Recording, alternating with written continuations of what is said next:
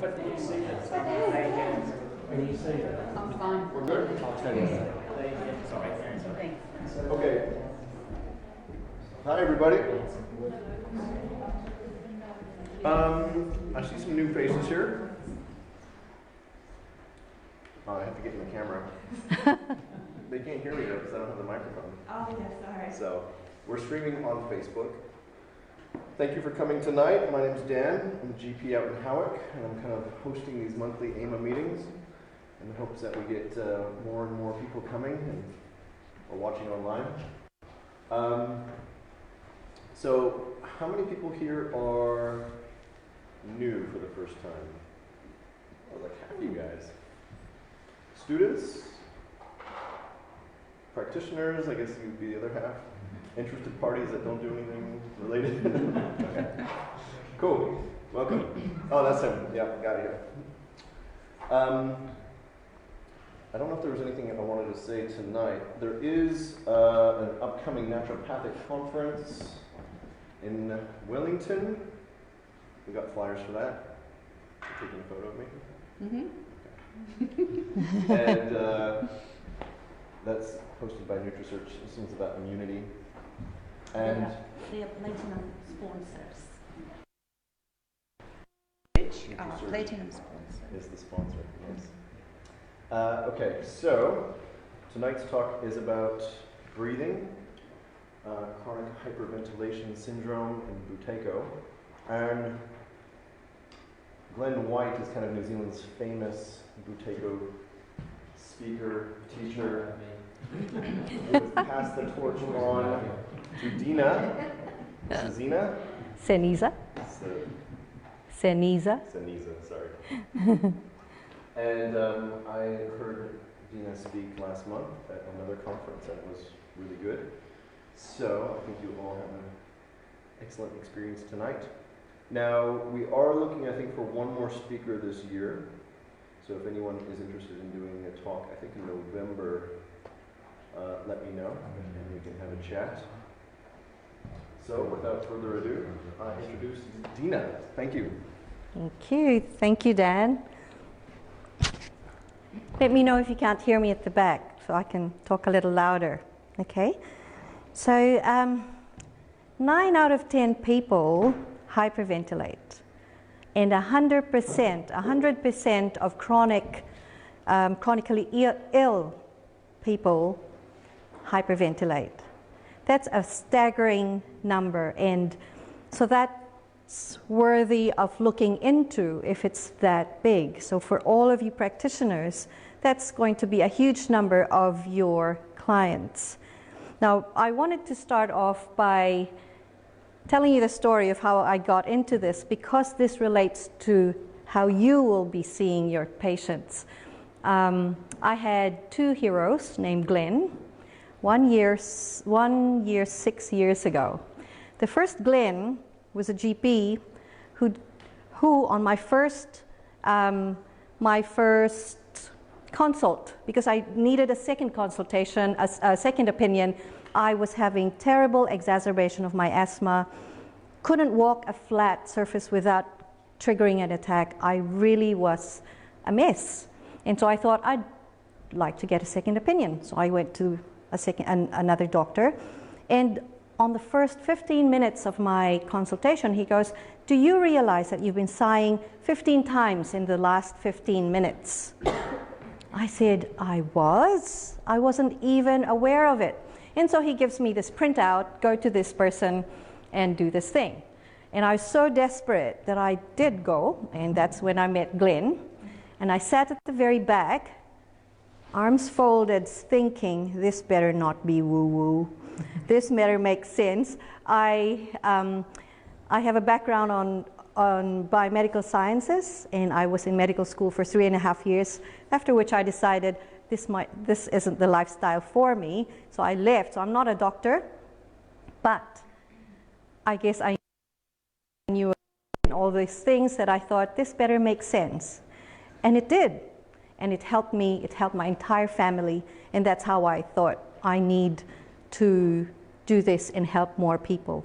And it was this doctor's clinical eye, as this acute clinical eye, seeing and recognizing. And that's what I hope at the end of the talk you will be more aware of, so you can do the same for your patients. It might be the missing piece of the puzzle in their journey of healing. Okay, so this is how I see health. Pillars, so the seedling is us and our health, and what keeps the seedling upright is the soil, the foundation. Mind body medicine is already advancing in this idea of thoughts and perceptions affect our health, so that's one. And then we all know about food affecting our health, that's number 2. But very few people know about breathing.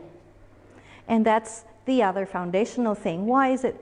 Well, thoughts and perceptions, that's always there. Food, so nutrition and oxygen, aren't those the 2 basic needs of our cells? Nutrition and oxygen. So if our cells don't get those 2 things, then we will not be healthy.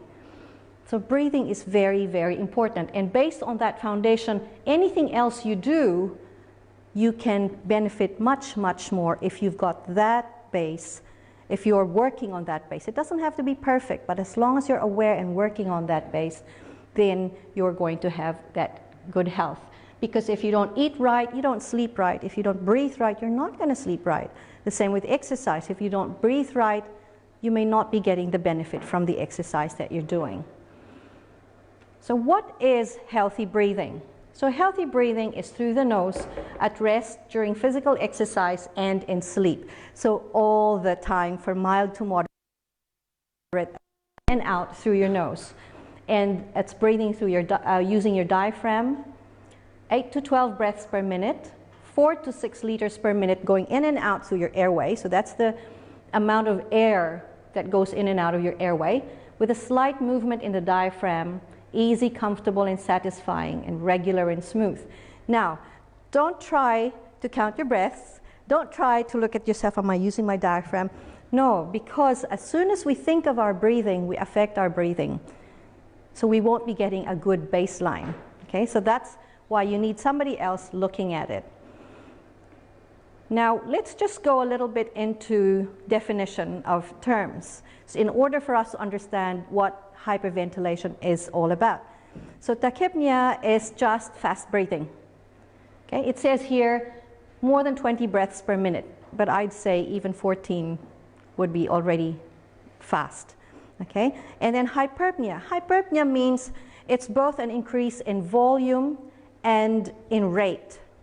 But see, that's all right, because hyperpnea is an increase corresponding to an increase in metabolism or increase in activity. So when you're exercising, you have increased volume and increased rate of breathing because you're exercising, and so you need it. So that's hyperpnea. Now, hyperventilation, on the other hand, is increase in rate and volume of breathing that doesn't correspond with your metabolism or your activity. So you're breathing much more than you need to for that activity. So you're at rest, you're breathing a lot. Even breathing is quite big. So that's the difference between hyperpnea and hyperventilation. And the result of hyperventilation is that your CO2 levels go down. We'll go through that a little more in depth later. So what causes chronic hyperventilation? Stress, as in anything. Now, stress can be physical, so an accident, an illness, whether it's acute and severe or a chronic one, that's a prolonged illness, lack of sleep, and anything else that affects your physical, and I would say even your structural, physical and structural. So I met a physio here, so structural would be under there. Mental, emotional stress and chemical stress, so pollutants and food intolerances. I mentioned in the talk I gave last time that my granddaughter, I have one, she's now 2, but 2 years ago when she was born, as a newborn, she was mouth breathing. Imagine my horror at seeing that. And I thought, Glenn said newborns were nose breathers and diaphragmatic breathers. And so anyway, after maybe 3-4 weeks, we thought, let's have her tested. She was intolerant to citrus and dairy. And of course, the mother, my daughter, was having citrus and dairy, and the baby was being given the bottle because she wasn't gaining weight. So it was, and when we removed that from their diet, then she resumed nose breathing. So that's how much food intolerances can affect a person. Okay, now of a test.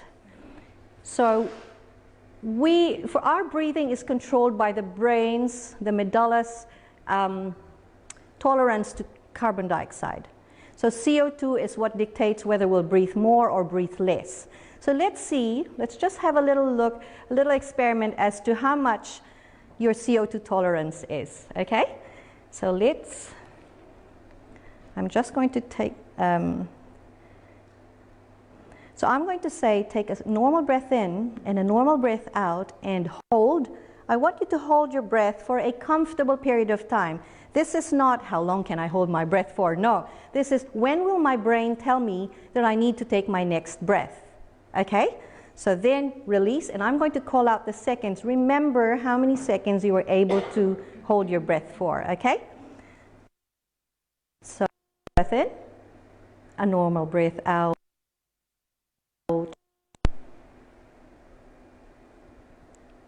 4, 6, 8, 10, 12, 14, 16, 18, 20, 22, 24, 26, 28, 30. Okay, I think everyone's got. Okay, so what does that mean? So the leftmost column is the number of seconds you held your breath for, and this is the level of CO2 that your brain is tolerant to. A healthy breather can hold their breath for 45 seconds easily, say, with no big breath at the end. Okay? So, and their body is maintaining 40 millimeters mercury of CO2. What does that mean? When it goes higher, say at 48, 50, brain says, that's too much, get rid of it, breathe faster. So you're going to breathe faster until it goes down to 40. When it goes down to, say, 35, the brain says, oh, that's too low, breathe slower. Let's bring it back up to 40. So your body tries to maintain homeostasis and at 40. That's for a healthy breather. But with a lot of stress and prolonged stress, the body now resets. It goes, oh, why is the CO2 levels always low now? It's always at 35. Have we reset? Okay then, let's reset. Let's keep it at 45 now, 35 now. Okay, so then more stress comes, it goes down there. And then a little bit more stress, it goes down there. Okay, the lower you are in the chart, the more symptoms are coming up for you. Okay, so what happens now?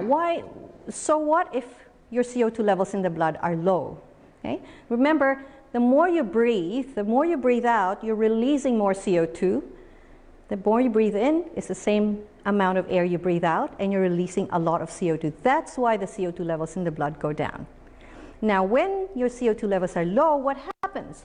One is your tolerance to CO2 lowers, so your breathing regulation, like what I've mentioned earlier, it goes awry. It calms the nervous system. CO2 calms the nervous system. So if you have low CO2 levels, you're hyper alert, you're a little, you've got anxiety and lower, and stabilizes mast cells. CO2 stabilizes mast cells. When CO2 is very low, mast cells degranulate very easily, releasing the histamine that's inside. Now that's good if you need to repair something in your body, because it will degranulate, cause a good kind of inflammation, so the other cells will come to repair that area. Yeah? But if, because of low CO2, it randomly degranulates, then you'll have inflammation all over in random parts where you don't need it. And we know that chronic inflammation is the one that leads to chronic illness. Okay, so that's one of the things. It's involved in the synthesis and regulation of antibodies, hormones, and enzymes. Who knew, right? Because we thought that CO2 was just the waste gas that we needed to breathe out. That's what I learned in primary school. It balances and regulates the blood pH. Now, I made this two last because that's the one I wanted to focus on. It facilitates release of oxygen to tissues. Okay. So when you breathe in, oxygen goes into your bloodstream, through the lungs into the bloodstream, right? And it pairs up with hemoglobin. And then hemoglobin delivers it to the tissues. What cuts the bond, what helps the delivery is CO2. So when you've got high CO2, that gets delivered, the oxygen gets delivered. When you have low CO2, and that's a Bohr effect, I'm just simplifying the explanation. When you've got low CO2, that bond is tighter, so your delivery of oxygen is not as efficient. Okay? So you have the oxygen in you, that's what it means. You've got it in you, but it's not being delivered. So the cells are not getting the oxygen. That's why some of your clients will be feeling like, I'm taking a big breath, I feel like I need to take a big breath, but I still feel like it's not even enough, because it's not the oxygen that they're lacking CO2, so it's not, the oxygen's not being delivered. And then it's a smooth muscle dilator. So blood vessels, bronchi, bladder, anything that has smooth muscles in your body, it will be nice and open if you've got good levels of CO2, and if you've got low levels of CO2, it will contract and constrict. So if it were let's have a look at that one.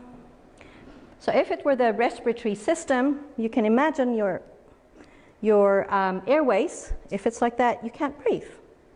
Okay, wheezing and all this, and your blocked nose.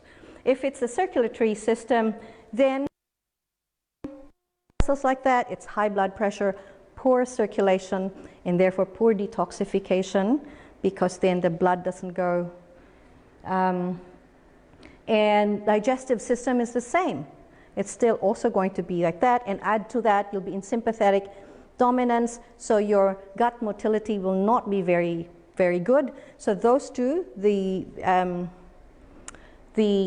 constriction plus poor gut motility will be promoting bacterial overgrowth and all the other things. So for the children, if you have a child bedwetting or an adult with frequent urination, that's the other thing, because then the bladder's like that. If the child's asleep, there's no control, they will just wet the bed. Whereas if you've got good CO2 levels, that will open, the bladder will open up and will have more space. It will retain more fluid. So you'll have more, you won't have any bedwetting, or you won't have frequent urination during the day. Okay, and then interference with the endocrine system, the delivery, and dysfunction in reproductive system.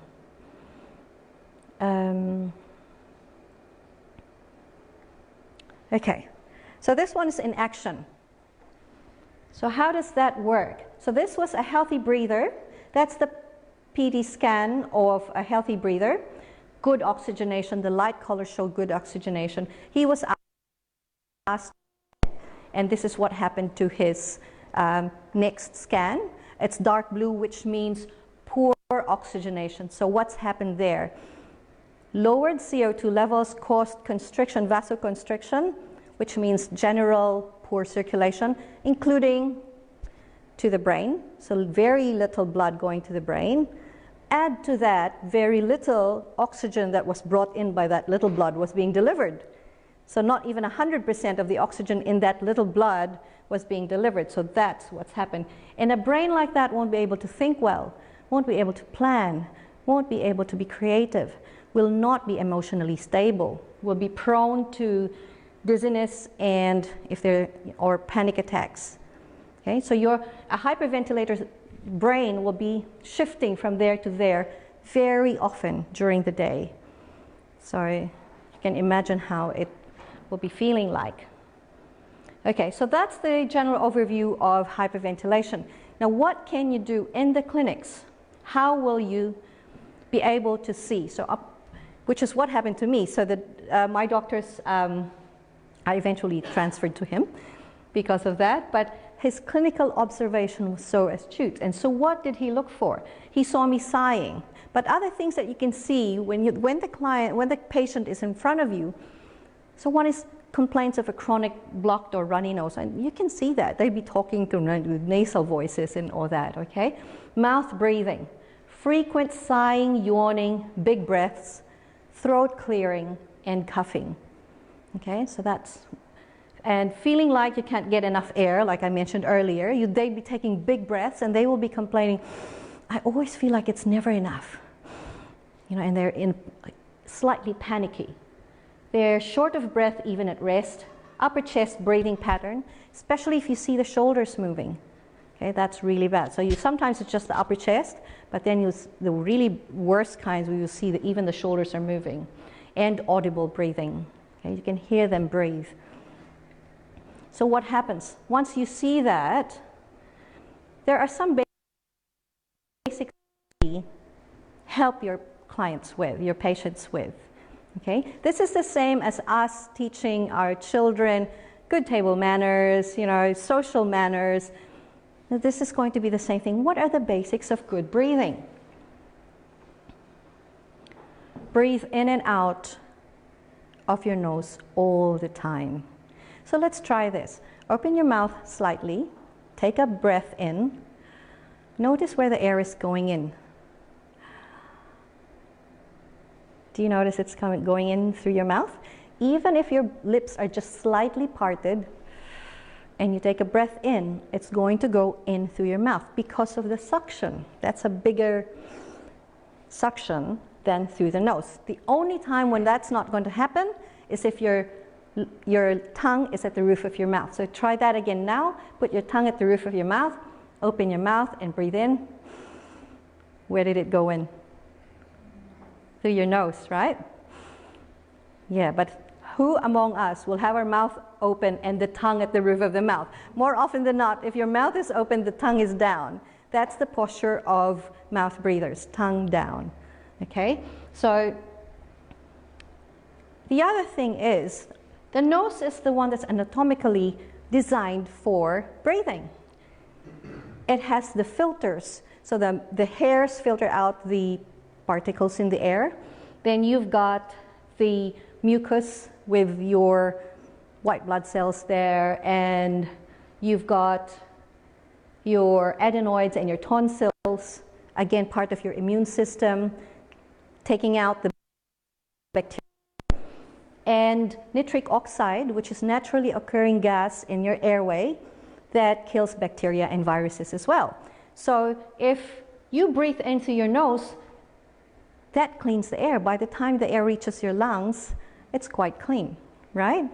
That prevents frequent coughs and colds. Can you imagine? But if you're breathing into your mouth, you're bypassing that. So this is what's happening.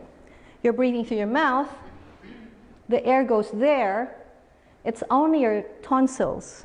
And that's why the tonsils inflame, because it's overloaded. It's doing all the job, which the other parts of your nose should be doing. But now it's not, because all the air is going through your mouth. And then that stale air, breeding bacteria, that will affect the adenoids and cause inflammation in the adenoids, because there's too much bacteria there, because there's not, it's stale air, it's not being used. Okay, so if you have patients with inflamed tonsils and adenoids, children, we have to ask ourselves first, what's the root cause? Before we go, yep, they're chronically inflamed, let's take them out. We'll have to ask, what's the root cause? Are they breathing right? There may be other causes, but that's one of the things that you should rule out. Now the next, take calm, gentle breaths. You will notice, especially if you see them, if you notice they're breathing, that's not a calm, gentle breath, okay? So now, if I asked you now to take a deep breath, so everyone take a deep breath, okay? So some of you took a big breath. But if you were to look in the thesaurus, deep does not necessarily mean big. Deep is depth, big is size, right? So you can take deep breaths, meaning this is shallow, this is breathing from up here, that's shallow. Deep is breathing from down here using the diaphragm. But I can breathe deep but small. Okay, so deep, remember, so from now on, whenever someone tells you take a deep breath, translate it in your brain and take a small breath, but down here. Okay? Unless, of course, you know that there's a purpose to it, like if you were having a chest x-ray and they say take a deep breath, you know what they mean is a big breath because they need your lungs inflated for them to take a good photo of it, good x-ray of it, right? Or I know some osteopaths want you, when they try to release some chest muscles, they want you to take a big breath because they press down. I don't know, but here, you will know. You will know when what they want you to do is really, for a specific purpose, a big breath, or they just don't understand what deep means. And okay, so from now on, that's something that you do, or you encourage your patients to do that. So do not take big breaths, and try to stop the yawns, the sighs, and the coughs, because those are leaks. Think of us now as vessels, say a bucket. If you're trying to fill a bucket with water, and the bucket has lots of holes, it's not going to hold water, right? You're never going to fill it up to the brim. Now we are the bucket, the water is CO2. We want to retain the CO2 because we need it, and we're losing it through the leaks. So we need to stop the leaks, and some of them are yawns, sighs, and coughs, and big breaths. So imagine to a relaxed person will not be taking that big breath. If you were to imagine a big person, a relaxed person's not doing that. A relaxed person would be just... Now the other things, have good posture to allow your diaphragm to move freely. Everybody did that. Have a good posture to... Now, I underline the word allow, because whenever people are told, you know, breathe through the diaphragm, they go, okay, and then they try to think, how do I make my diaphragm move? But remember, that diaphragm is, that diaphragm is controlled by your autonomic nervous system. It's like the heart. You're not telling it what to do. Once you start saying, I want to breathe and I want my diaphragm to breathe, you're using now your frontal lobe, you're using your conscious mind to make something that should be unconscious move. And usually what happens there is you will disrupt it or interrupt it. And do we need diaphragmatic exercises? Personally, I would not recommend that, more because most of the diaphragmatic exercises will make you take big breaths. So take a big breath, make your belly big, so that's big breaths. And those who are in the severe or even the moderate to severe category, when they take those big breaths, will find it hard to recover. So it's going to be difficult for them, so those diaphragmatic exercises. What we need to do is to allow the diaphragm, because it knows what to do. It's being controlled by the automatic part of our brain. So how do we allow? One is posture, second is relaxation. Once those two, we need to give it the environment so that it can move correctly. Once we have those two in place, it will slowly find its way. So that's, I just show that to my clients because that is a very important curve. Is that correct? I have a that is a very important curve, and if you don't have that, then it's like even if you just do this, the diaphragm will not be moving very well. Now, what are the benefits of diaphragmatic breathing? It's more efficient. It's meant to be working 24/7. So you are less tired. You will not be using your secondary breathing muscles, so it's not going, you won't have sore muscles. Okay? And then using your diaphragm stimulates a relaxation response via the vagus nerve.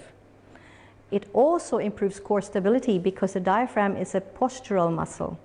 So when you have a strong diaphragm, then it's better to have, you have better posture. A toned diaphragm also helps prevent gastric reflux, okay? Because then that sphincter that closes off your esophagus, your stomach from the esophagus is tighter. It also acts as a pump for the lymphatic system, which we know doesn't have a pump, no heart to do the job, but that's one of the pumps, aside from movement. And it also aids digestion by massaging the digestive system and promoting peristalsis. So those three, you can already, on your own, when you see patients in your clinics, those are things that you can already encourage them to do to start their breathing, setting their breathing on the right track. But when you do that, you're only working on the 5%. The awareness. Our breathing during the day, we're aware of it only 5% of the time. And we want to keep it that way. I have a client who she says, every time I sit down, when she's not busy, her thoughts go to her breathing. She's just so panicky about her breathing. So that's not right. You're only supposed to be aware of your breathing 5% of the time. 95% of the time you go on autopilot, right? And what do we know about autopilot? Autopilot, when the plane's on autopilot, what's flying the plane? It's the computer. It's the program in the computer. So what's the program that we have, that your patient has? So we look back at this. Is your patient's program here or there? Okay, so then that's when a breathing retraining is needed.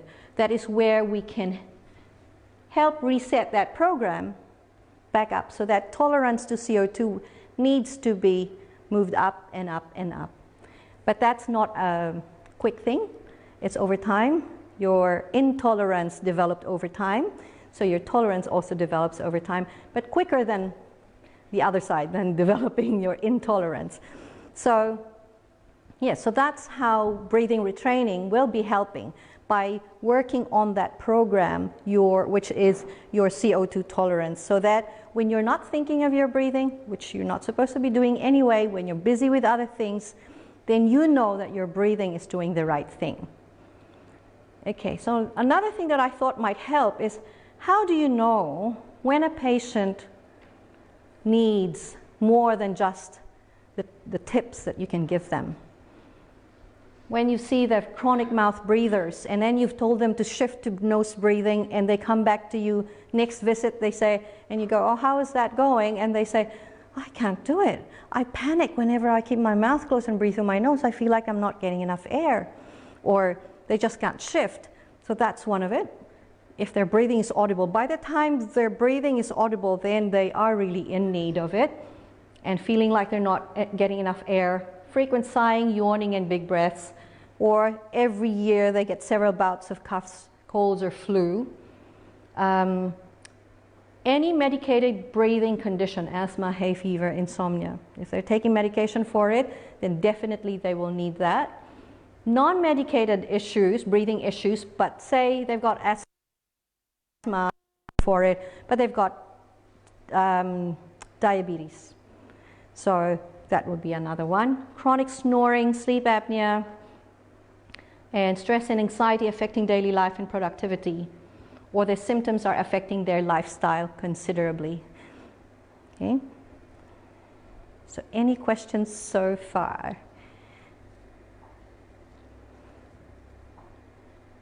No questions? So I was going to show you a few case studies, just so you see clinically how they look like, right? So the first one is a 45-year-old female with snoring and repeated sneezing for almost 2 hours in the mornings, every morning. So it was the husband who was so concerned because of this, and anxiety thrown into the picture. So she comes and does the breathing course, She, at that time, was going through some family things. Her parents were ill and things like that, so the anxiety was heightened. But after the 3rd week of the course, no more sneezing. So the sneezing had stopped. Her breathing had lowered, not enough to remove, and her snoring also lessened. Not enough to remove the anxiety because there was something going on in her life at that time, but enough to remove the sneezing and lower the snoring. She was still, at the end of the course, she was still slightly hyperventilating, but again because of her condition. And it doesn't mean that that ends there. It will continue to improve even after, months after they've learned the skill. Okay. Now this other one is a 45-year-old female with anxiety and dust allergy. And twice a year she would change the clothes. She has 6 children, and twice a year she would bring out the winter clothes, keep the summer clothes, and then the reverse 6 months after. And because she just keeps it in a cupboard, by the time she takes them out 6 months after, it's full of dust, and then the dust will just come out. And she would have a migraine, weepy eyes, sneezing, body aches, yeah, and the worst. She couldn't move, she couldn't do anything else after she did that chore. She'd be in bed, okay? And I think 8 weeks after, 2 months after the start of the course, she did the course in August. By end of September, she was going to do the same thing, and she rings me saying, guess what I'm doing? What? I'm cooking dinner. And I'm thinking, what's the big deal? What's the big deal about cooking dinner? And she said, I did the shift today, the clothes, and all I had was a tickle in my nose and maybe 1 sneeze. Nothing else. No headache, no fibromyalgia, no more dust allergy. No, she still has it. But because she has lessened the volume of her breathing, she has learned. So hyperventilators would be breathing 2 to 3 times more air than healthy breathers. So can you imagine the assault on your immune system, the assault on your system? You're breathing in 2 to 3 times more allergens, more bacteria, viruses. So that's what your body is trying to cope with. When you breathe better, you lessen it to the point that your body says, oh, I can deal with that. Yeah? And so her body was able to deal with 1/3 of what she used to breathe in before. Okay. And a 23-year-old female with anxiety and panic attacks. So to the point that she had to stop working. She's a teacher. Teachers are very prone. Any job that entails a lot of speaking will be prone to that, because when you speak, especially if you need to project or you need to talk fast, the open orifice is already the mouth, so it's easier to do this. So if you watch the news, tomorrow we watch the news, you will know which news reporter will be talking, because they're going to do da-da-da-da-da-da. So it's a big inhale through the mouth, right? So she's a teacher, and she stopped teaching, and it's a daily struggle, daily panic attacks. And in the first 3 weeks, we even had to cancel some sessions because she was in a bad way. So we had to reschedule. So it was really that difficult for her. And between the 5th and the 6th session was like 3-4 weeks. There was only 1 panic attack. So that was so from having it daily, the first 3 weeks, 4 weeks, the next 3 weeks, she only had 1 panic attack. And so I asked her, what happened that day? She said, I don't know. I wasn't upset. There was nothing that happened. I didn't get bad news. So she was thinking along the lines of emotions. I didn't get bad news. Nothing happened that day. Okay, I said, all right. But what did you do that day? She said, I played tennis and I went for a hike with my friend. And then she started to smile. I said, you know why you had the attack, right? She didn't bring her breathing. So she successfully increased her breathing by doing all those activities. during the activity, she's producing CO2, remember? So that's hyperpnea. She's producing CO2, so there's a compensation, she's fine. Now, after the activity is the problem. After the activity, she's not doing much, so she's not producing much CO2, but she did not bring her breathing back down. So now it's hyperventilation. So she's losing CO2 to the point that at a certain point when the CO2 is a certain level back. So then, so from then on, and then I followed her up 6 months after that, no panic attacks anymore. She's now teaching, back to playing her sport, netball and all these things, because now she's learned how to help her breathing go back to baseline. Okay? So that's what's important, to differentiate hyperpnea with hyperventilation, the production. And it's common. I had another boy, 17-year-old, who he says, I'm fine while I'm playing football. It's when they take me out on the sideline and I'm standing there, or after my game, it comes back and then it's worse. I feel like having a panic attack. And so the same mechanism is happening there. CO2 levels going down because his breathing had gone up. And it's a good thing I was wondering whether we could go through all of them, but then we have enough time, so okay, let's go through them because they're quite interesting. Then there's a 9-year-old boy who has had mild seizures in school. And this is how he talks. You know, and he's cute because he's short and chubby, and so that kind of talking is cute, and the parents don't say anything about it because it is cute. And then I asked him, when did you have, he's had 2 incidents in school. What was happening? One was he was saying, miss, me, call me. So I was doing that. And then the other one was, he was laughing with friends, laughing. So again, it's the same thing. He was losing the CO2. me. And he was at that dangerous level. His breathing would have been in the red. He would have been a severe hyperventilator. So any single thing, so the whole idea is anything that increases your breathing or increases your breathing, lowers your CO2, it will trigger your symptom. So that's what he was doing that. It lowered his CO2, it triggered his, and he hasn't had any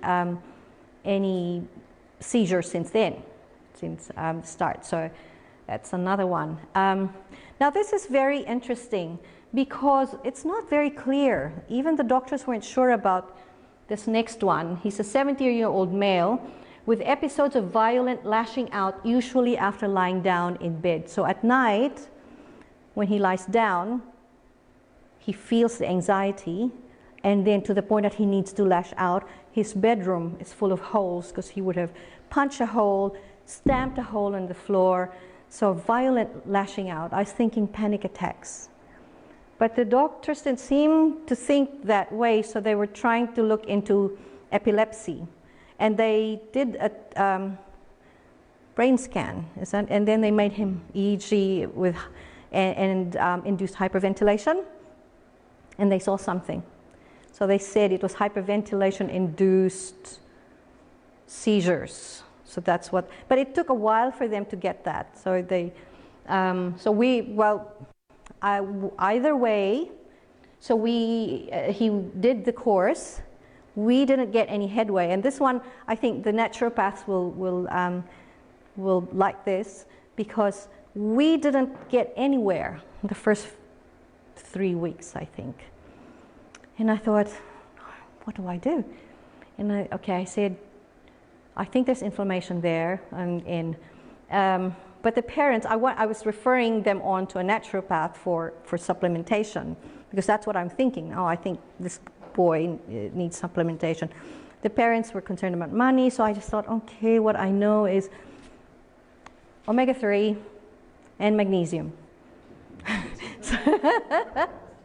So, okay, omega-3 and magnesium, because that's what I take anyway. It's not a professional recommendation, but that's what I do. If you want to try it, why don't you? You know, I told the mum, the parent, and they did. They tried it, and after that, we were getting somewhere. So I thought, this really shows you that, you know, working together. If they had gone on, they might have had even better results. But nutrition plays a big part in that. And so he is a trumpet player. That makes it worse, and all that blowing. So again, after a while he got better. He wasn't having any episodes until one day he had one after several months of not having any. Again, I asked what happened. He played tennis, and then he had trumpet practice. And he didn't bring his breathing back down to baseline at the end of that day. And so he had an episode that night. So why was he getting the episodes at night when he's lying down? Anyone venture to guess? Yes. So no activity. During the day, he was compensating because he's moving. He's a 17-year-old boy, so he's quite kind of active. He's producing CO2 with his activity. So even if he's hyperventilating, there's a little bit of compensation going on. Then he lies down, still breathing the same way he was breathing before that, but now without the compensation. He's not doing anything, not producing much CO2. So then he starts losing the CO2.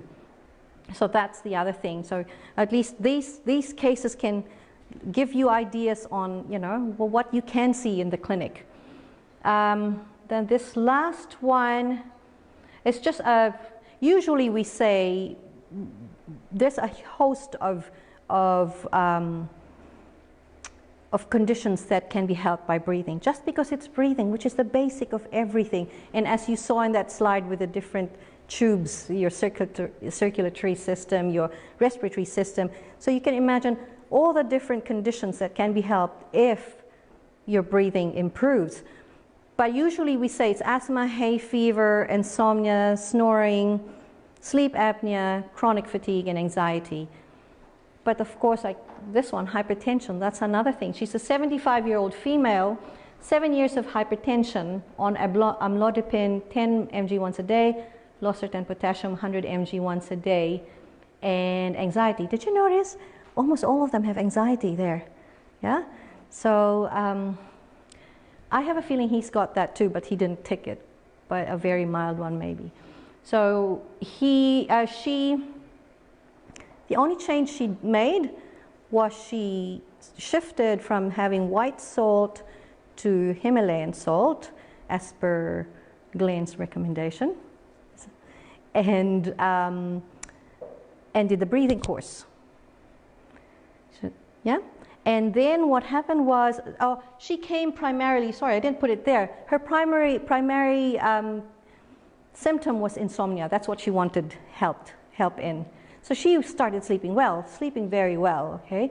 Then after 4 months or 3 months from the program, she started feeling dizzy, went to her GP. GP said, BP too low, let's lower your dose, okay? And then another few months, BP, she was feeling faint, BP too low, let's lower your dose. And I think that happened 4 times within 11 months from her course until she had no more medication. She didn't have any medication. So this was quite a big change that was quite unexpected, that she didn't need it. So with the help of her GP, that's what happened. Okay, so yeah, the anxiety, going through all the different cases, and I see that in the clinic as well. Yeah, huge part is anxiety, and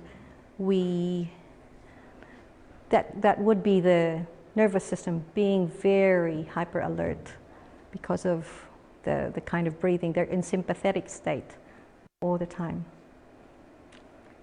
Okay, any questions? Yes, Dan. So what does a normal treatment course look like? Is that one-on-one, is it group, is it multiple sessions? It depends on the practitioner. So usually it's a group course. Some practitioners, I do one-on-one more because of my circumstances. So I do more of one-on-one. Glenn does a group and one-on-one. It can be in person, it can be online. So it's quite flexible. So the third case was an online was an online client.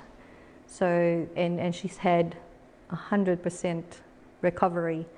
So yeah, so it doesn't matter. The advantage of being one-on-one is we can do capnography. And that's always to the benefit, to their benefit. Because for us, even just clinical, you know how even with doctors, doctors didn't used to have the labs and everything, that you relied on the clinical picture. So the labs do help, but if the doctor is very good, even just the clinical picture is useful already. So yeah, capnography is done one-on-one, I mean in person. So that's quite helpful. The clients like that because they see it for themselves. They don't have to just believe us when we say, you're hyperventilating, you're not completing your breaths, you're not, So when they see it on the tracing, then they do believe that. Can you explain capnography? Because I don't think you mentioned No. Capnography is when we attach you to a machine, a device that will measure the CO2 in the air that you exhale, which will correlate to the CO2 levels in your blood. So the exhaled CO2, and so we get that level. And then it also traces your breathing pattern. We will be able to see if there are aborted breaths, tension in the breath, you know, stress, and if you're not completing your breath. And you know, there's a lot of things that we can see in the tracing of the so it's a nasal cannula, and then the air goes down into the machine, and then we see the tracing on the computer. Yes, Joe. So it's obviously pretty important to learn how to breathe in properly, but when you're breathing out as well, it's important to follow through the bottom of the breath. Oh, that's a good question. So breathing, when we teach breathing, it's more the opposite. When you say teach, it's usually with thinking, right? What we actually say is you let go. You need to let go, meaning not to think about your breathing. Your body knows how to breathe.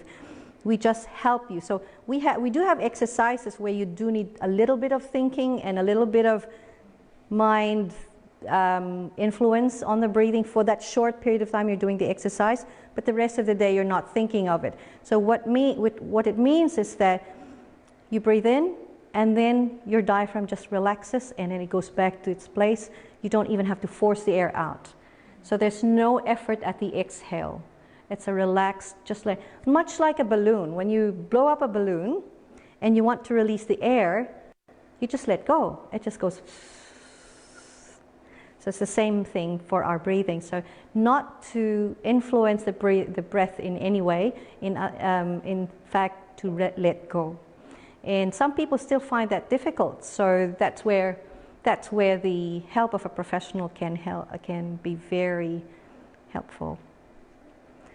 Yes, Natalia. With people who are chronically hyperventilating, that their diaphragm has become quite constricted, or that there's some structural changes around their ribcage, region, structural stuff that gets in the way of them allowing that breath? Yes. So the question was, sorry, I didn't get to replay the question. So the question is, for hyperventilators, are there any structural changes? Structural changes in terms of, we see they're more bent over, and in terms of the diaphragm's not moving because it seizes up. Usually hyperventilators, because it's stress, they're in sympathetic. And you know, one of the first things that happens when we're in sympathetic mode is we go, so the diaphragm seizes up, we don't use it, it's locked. And that's actually what, you know, gives that feedback to the brain that, oh, we're in danger, we're in danger. So helping your diaphragm move also gives that feedback to the brain, now you're safe. So that's, and sometimes if I see that they are really tight, and I see that they can't handle it, I do refer on to an osteopath or some structural person. You know, I was just thinking, because I would people with breath, there are those structural changes, and then conscious awareness of breathing is useful as a way of actually helping the diaphragm to be To able to physically expand? expand to that point where it can allow. Um, Rather than allowing the rib cage, like working through the rib cage, Mm. so that it can release and allow that. Because it's become shortened over time. It can allow, but within that limited range. what I noticed is for people who have that posture, even in the clinic on the first visit, when I fix their posture, it smooths. And for those who find it difficult, I let them go to an osteopath. After a few visits, I think 1 or 2 visits with the osteopath, I see very good movement already. So I know in the osteopath, that's why I was saying, there are times when you do need to take a big breath, because an osteopath would let you, is that, you know, how, I've done that when I was doing the course for myself. I knew I was really tight over here. So I went to the osteopath and they were making me take big breaths just to really expand that, and they press down. And so yeah, there was a purpose to it. And so yes, that's something I had to do. Yeah, definitely. But then what I tell them is, do it when you're there, and then afterward, because there's a purpose, and afterwards go back to your, yeah. Any other questions? Do you want to do a quick brief about development of the facial bones? Oh, yes. Yes. Mouth breathing affects the craniofacial development, especially with that's very important for young children. The most basic thing to think of is this. You've got your top teeth. Your tongue should be at the roof of the mouth behind the top teeth. So there's pressure going out. Your front lip, your top lip is on the outside pushing in. So now that's equal. It keeps that in place. So think about it. Why will nature give us wisdom teeth only to have us take it out at a certain age? There should be enough space for all that, right? And there should be. There is. The thing is, so that's what keeps your jaw nice and round. If those two forces are there, your lower jaw follows what happens to the top jaw. The thing is, when we start mouth breathing, the tongue drops down. Mouth breathers have a posture. Tongue is down. So think the top teeth now have the upper lip pushing inwards without the force of the tongue pushing outwards. So then over time, and we're talking of years and years, that force will now narrow that jaw. Okay, so now we have elongated faces. Okay, and that narrowing is the one that causes the lack of space for the teeth and the misaligned teeth, and no space for the wisdom teeth, and all these things. If that's the simplistic explanation of that one, yes?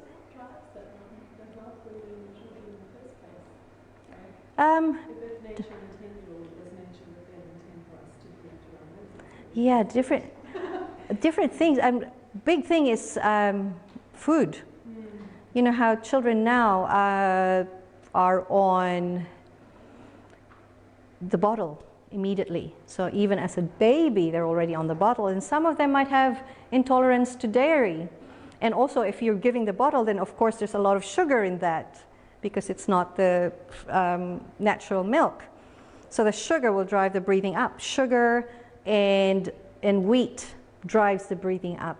And what do we give children nowadays? We give them cereal, we give them, so there's a lot of sugar and wheat in their diet, which makes them now, and even, you know, even animals, if you think, okay, what about animals? I went to a friend earlier and her dog was snoring. And why? Because we're giving them those pellets.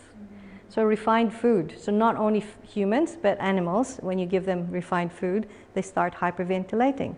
So yeah, like my granddaughter, the citrus and the dairy was the thing for her. And then of course, as they grow up, it depends what the environment they're in. So they can be in emotional stress if the family's, you know, highly stressed, or there'll be other things now coming into play. But for a really young child, would be diet initially, and then other experiences. Yes, Yvonne. Oh, yes. That's true. That's the other one. Yeah, that's the other one. Tongue tie. Thank you. True. I don't really know. I mean, I know in the States there's a lot of tongue tie operations done. What is it like in the UK around tongue tie? Do they address it a lot here? Is it controversial? Is it I can answer that. I mean, I think most doctors don't know about it. Most doctors don't ask about it. Don't know about it. Most lactation professionals do. And you have an excellent dentist here. Yvonne is a biological dentist, and she not only deals with tongue ties, but she also deals with the jaw expansion that these kids have, and they have a restricted jaw growth. And a lot of that goes to magnesium too. Lack of magnesium also plays a huge role in all of this. So everything is very much connected to itself, you know, all these different things. I think that's really important. Should we stop there? And if there's any last questions? How many here are hyperventilators? I am definitely one, and I'm going to probably come see one of you guys now. Here's a gift for you. Oh, thank you. Very much. Thank you, Claire. Thank you, Dina. Let's give a round of